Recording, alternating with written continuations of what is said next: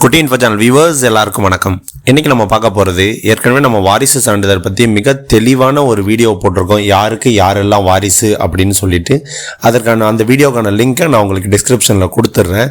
அது மட்டும் இல்லாமல் இந்த புதுசாக மறுபடியும் இந்த வாரிசு சான்றிதழுடைய வீடியோ போடுறதோட நோக்கம் என்னென்னா, நம்மளுடைய உயர்நீதிமன்றம், தமிழ்நாடு அரசின் உயர்நீதிமன்றம் புதுசாக ஒரு உத்தரவு பிறப்பிச்சிருக்காங்க. இது எல்லாருக்கும் இல்லைனாலும் ஒரு கேஸில் தான் கொடுத்துருக்காங்க.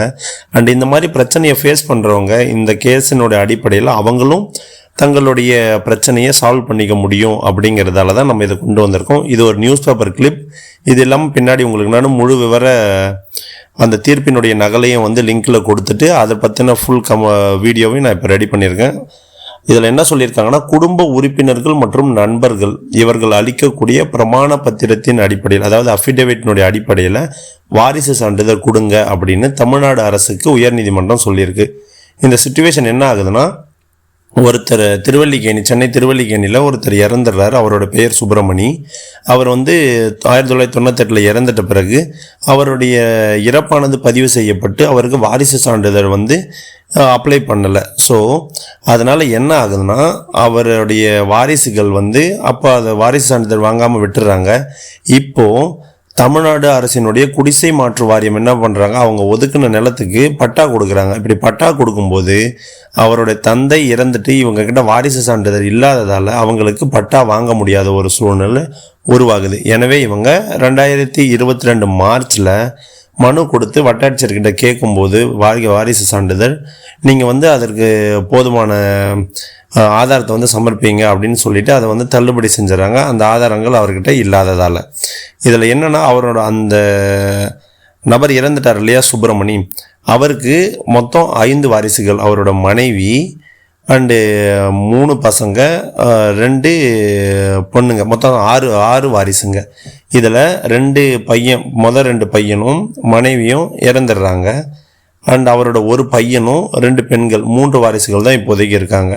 இதை பற்றி பேசும்போது மாண்புமிகு நீதிபதி திரு பரத சக்கரவர்த்தி அவர்கள் முன்னிலையில் தான் இந்த கேஸானது விசாரணைக்கு வருது. அப்போது இந்த மனுதாரருடைய தரப்பில் கெல்வின் ஜோன்ஸ்ன்ற வழக்கறிஞர் ஆஜராகி அவர் ஒரு தெளிவான ஒரு வாதத்தை தெரிவிக்கிறார். அதாவது யாரெல்லாம் இறந்து விட்டால் அவங்களுக்கு 1 வருஷத்துக்குள்ளே கிராம நிர்வாக அலுவலர்கிட்ட போயிட்டு வாரிசு சான்றிதழுக்கு அப்ளை பண்ணணும். அதை தாண்டிடுச்சுன்னா அவங்க வட்டாட்சியர்கிட்ட விண்ணப்பித்து வாங்கிக்கலாம். ஆனால் 7 ஆண்டு தாண்டிடுச்சுன்னா அவங்க சட்ட ரீதியாக சிவில் நீதிமன்றத்தில் தான் வாரிசு சான்றிதழ் வாங்க முடியும். இப்போ கேஸ் போட்டிருக்கவருக்கு சட்ட விழிப்புணர்வு இருக்குது, அதனால் அவர் வந்துட்டார். அப்படி இல்லாத மக்களும் கஷ்டப்பட்டுட்டு வராங்க அப்படிங்கிறத அவர் எடுத்து சொல்கிறாரு. இதை சொன்னதுக்கப்புறம் நீதிபதி ஒரு தீர்ப்பை வழங்கியிருக்கார். அந்த தீர்ப்பு என்னங்கிறத முழுசாக விவரமாக பார்ப்போம். வாங்க இன்றைக்கான வீடியோக்குள்ளே போகலாம்.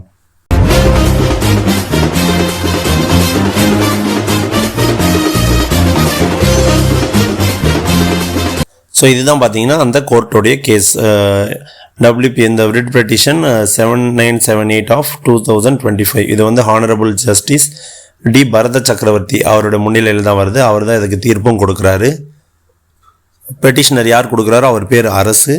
இதுக்கு ஆப்போசிட்டில் இருக்குது யாருன்னா மயிலாப்பூர் தாசில்தார். அவர் தான் அதை ரிஜெக்ட் பண்ணவர். அதனால் அவரை ரெஸ்பாண்டண்ட்டாக வச்சுருக்காங்க தமிழ்நாடு அரசின் சார்பில்.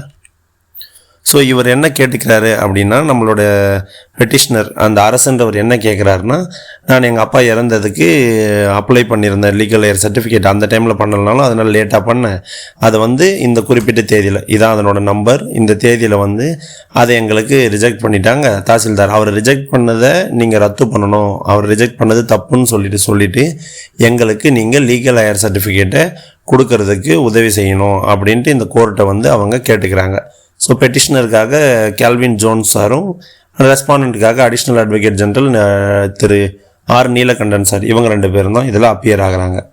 இதில் என்ன ஆகுதுன்னா, இதில் தீர்ப்பை நீதிபதி கொடுக்குறார். அந்த தீர்ப்பு கொடுக்கும்போது என்ன சொல்கிறாருன்னா, அந்த மனுதாரர் சுப்பிரமணியம் இருக்கார் இல்லைங்களா, அவர் 19/12/98 அன்று இறந்து விட்டார். அந்த இறந்து விட்ட பிறகு அவங்க சட்டப்பூர்வமான வாரிசு சான்றிதழ் வேண்டி 1/4/2024 தான் அவங்களோட ரிஜெக்ஷன் ஆகுது இல்லையா, அந்த டைமில் தான் அவங்க விண்ணப்பத்தையே பூர்த்தி செஞ்சு முடிச்சிருக்காங்க. மரணம் குறித்து பதிவு செய்யப்பட்டுள்ளது, அவருடைய இறப்பை பதிவு செஞ்சுட்டாங்க. ஆனால் அது வரைக்கும் சட்டப்பூர்வ வாரிசு சான்றிதழ் கேட்டு யாரும் விண்ணப்பிக்கலை. ஸோ இவங்க என்ன விண்ணப்பிச்சாங்களோ அப்போது பிரதிவாதிகள்னால் இங்கே பிரதிவாதியாக இருக்கிறது தாசில்தார், அவர் ஒரு விசாரணை நடத்தியிருக்கார். அந்த விசாரணையில் சட்டப்பூர்வ வாரிசுகள் யார் என்பது குறித்து அவங்களால ஒரு முடிவுக்கு வர முடியல. அதாவது தாசில்தாருக்கு தெளிவு கிடைக்கவில்லை. அவர் தெளிவாகிற அளவுக்கு இந்த மனுதாரரால் அதுக்கு தேவையான ஆவணங்களை சமர்ப்பிக்க முடியவில்லை. அதனால் அவர் என்ன பண்ணியிருக்காருன்னா அந்த ஆவணத்தை அந்த விண்ணப்பத்தை நிராகரித்து விட்டார். ஸோ மரணம் குறித்து புகார் அளிக்கப்பட்டவுடன் சட்டப்பூர்வ வாரிசு சான்றிதழுக்கு விண்ணப்பம் செய்யும் போது சட்டப்பூர்வ வாரிசுகள் யார் என்பதை தீர்மானிக்க வேண்டும். வேறு எந்த ஆதாரமும் இல்லாவிட்டாலும் இதை தான் நீங்கள் முழுமையாக தெளிவாக பார்த்துக்கணும். வேறு எந்த ஆதாரமும் இல்லாவிட்டாலும் அவங்க எவ்வளோ கிளியராக சொல்லியிருக்காங்க பாருங்கள். வேறு எந்த ஆதாரமும் இல்லாவிட்டாலும் மனுதாரர் பிரமாண பத்திரங்களை தாக்கல் செய்ய உத்தரவு இடலாம்.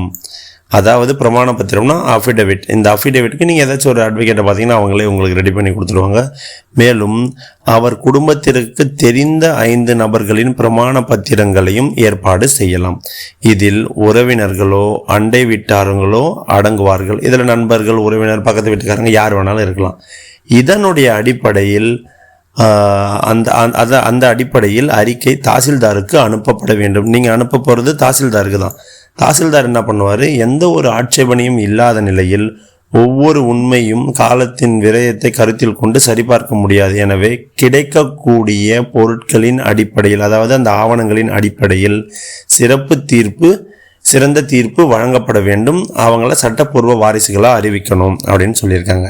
அதாவது இதனால் இந்த ரிட் மனுவானது, இந்த அவங்க சமர்ப்பித்த ரிட் மனுவானது என்ன ஆகுதுன்னா, தாசில்தார் இவரோட அப்ளிகேஷனை கேன்சல் பண்ணார்ல இந்த தேதியில், இந்த கேன்சலேஷனையே நாங்கள் ரத்து பண்ணுறோம் அப்படின்னு சொல்லிட்டாங்க. அந்த ஆட்சேபனைக்குரிய உத்தரவை ரத்து செய்துட்டோம் நாங்கள் அப்படின்னு அவங்க சொல்லிடுறாங்க. அடுத்து மனுதாரர் 28/3/2025 விசாரணைக்காக தாசில்தார் முன் ஆஜராக வேண்டும். இந்த தேதியில் போயிட்டு அவர் தாசில்தாருக்கு முன்னாடி ஆஜராகிட்டு அந்த விசாரணைக்கு ஒத்துழைப்பு வழங்க வேண்டும் சொல்லியிருக்காங்க. மேலும் தாசில்தார் இந்த அத்தகைய ஆவணங்கள் பிரமாண பத்திரங்களை வலியுறுத்த வேண்டும். அதாவது அதுக்கு மேலே அவர் விசாரணை நடத்துறதுக்கு இவங்க ஒரு 5 பேர்கிட்ட அஃபிடவிட் வாங்கி கொடுக்க சொன்னாங்க இல்லையா, அதை கொடுக்கறதுக்கு அவர் வலியுறுத்தணும் அப்படின்ட்டு.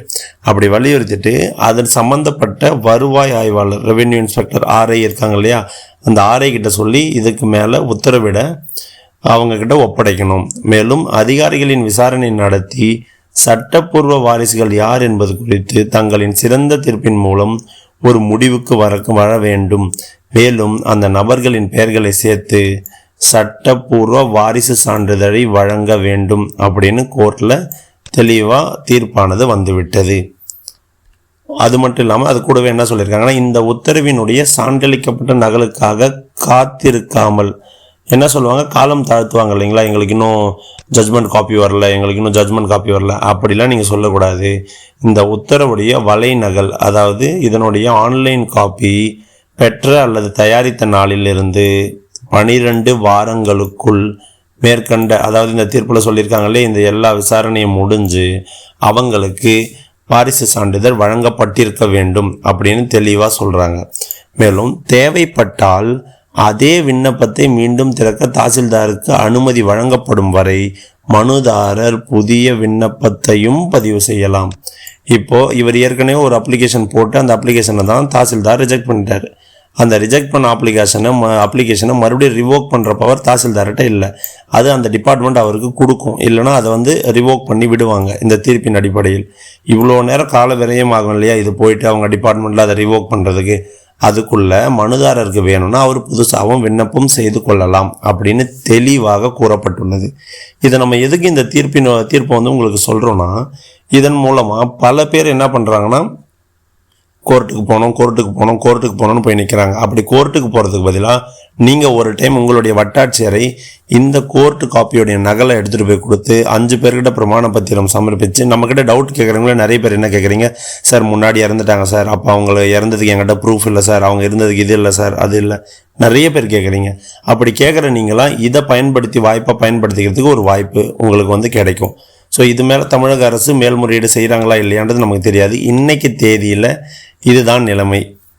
அண்ட் இந்த தீர்ப்பினுடைய முழு நகலையும் நான் உங்களுக்கு இந்த லிங்க்கில் நீங்கள் கிளிக் பண்ணிங்கன்னா உங்களுக்கு கிடச்சிரும். இந்த லிங்க்கை நான் உங்களுக்கு டிஸ்கிரிப்ஷன்லேயும் கொடுத்துட்றேன். ஸோ மறக்காமல் நீங்கள் டிஸ்கிரிப்ஷனில் கிளிக் பண்ணி அந்த தீர்ப்பினுடைய நகலை டவுன்லோட் பண்ணி வச்சுக்கிட்டு, டவுன்லோட் பண்ணது மட்டும் இல்லாமல் அதனோட ஒரு காப்பியும் எடுத்து வச்சுக்கோங்க. எப்போவாச்சும் உங்களுக்கு யாருக்காச்சும் தேவைப்படுறதுனால மறக்காமல் ஷேர் பண்ணுங்கள். ஏன்னா இந்த பிரச்சனையால் பல பேர் இன்னும் பாதிக்கப்பட்டுட்டு தான் இருக்காங்க. அண்ட் இவ்வளோ தான் இன்றைக்கான வீடியோவை நம்ம பார்த்துட்டோம். இது முழுக்க அது இப்போ உயர்நீதிமன்றத்தால் வழங்கப்பட்ட தீர்ப்பின் அடிப்படையில் நம்ம உருவாக்கியிருக்கோம்.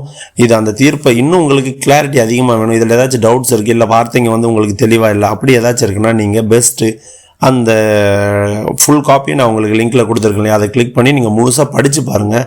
உங்களுக்கு இன்னும் தெளிவான புரிதல் இருக்கும். இது வரைக்கும் நீங்கள் நம்ம சேனலுக்கு வந்ததே இல்லைன்னா மறக்காமல் நம்ம சேனலை சப்ஸ்கிரைப் பண்ணிக்கோங்க. நீங்கள் இந்த வீடியோஸை மற்றவங்களுக்கு ஷேர் பண்ணுங்கள். ரெகுலராக நம்ம சேனலை வாட்ச் பண்ணி நமக்கு சப்போர்ட் பண்ணுங்கள். வேறு ஏதாச்சும் டவுட் இருந்தால் கமெண்ட் செக்ஷனில் சொல்லுங்கள். தேங்க்யூ ஃபார் வாட்சிங். நன்றி.